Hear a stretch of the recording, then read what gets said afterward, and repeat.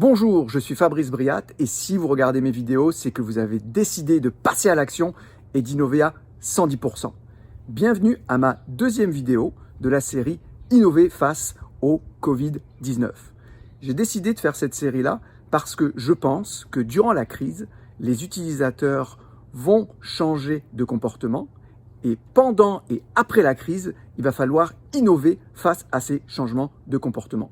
La première vidéo, on a beaucoup parlé d'empathie, avec un bel exemple d'empathie d'un projet de la fondation de Bill et Melinda Gates. Donc je vais vous mettre le lien en dessous pour que vous puissiez la regarder ou la revoir. Aujourd'hui, on va parler de temps. Oui, les magasins sont fermés, les restaurants sont fermés, les cinémas sont fermés. Mon Dieu, le temps que vous avez, eh bien, utilisez-le pour développer votre expertise ou vos connaissances en innovation. Formez-vous, informez-vous.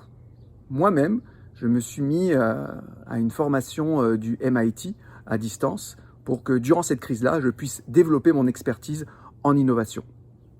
Et aujourd'hui, j'ai quelques justement conseils à vous donner, quelques livres sur l'innovation. Le premier, c'est Change by Design de Tim Brown. C'est un peu la bible du design thinking pour celles et ceux qui veulent se lancer dans cette approche centrée humaine.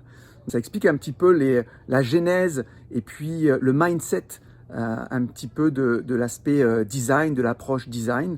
D'ailleurs, sur ma chaîne YouTube, Innovation 110%, vous avez 5 vidéos qui expliquent étape après étape comment développer une approche design thinking. Le dilemme de l'innovateur. Ce livre-là, c'est vraiment une explication sur pourquoi aujourd'hui les entreprises, en tout cas les grosses entreprises, échouent dans leur approche d'innovation et comment il faudrait innover pour arriver justement à avoir un succès en innovation. C'est pas facile, surtout quand on est une grande entreprise où on doit générer des profits pour les actionnaires, où on doit avoir un rythme de croissance toujours plus fort. Eh bien, comment innover face à cette situation-là? Le dilemme de l'innovateur l'explique très bien. Donc, découvrez ou redécouvrez finalement les facteurs clés de succès d'une bonne innovation. Pour terminer, je vais vous parler de LiveScale. Alors, je sais que parmi vous, il y a des personnes dans le commerce de détail et aujourd'hui, les jours ne sont pas faciles. Eh bien, LiveScale a ouvert aujourd'hui son académie. LiveScale, finalement, est une solution pour faire du live shopping, donc du e-commerce, mais en live. Je vais vous mettre le lien en dessous.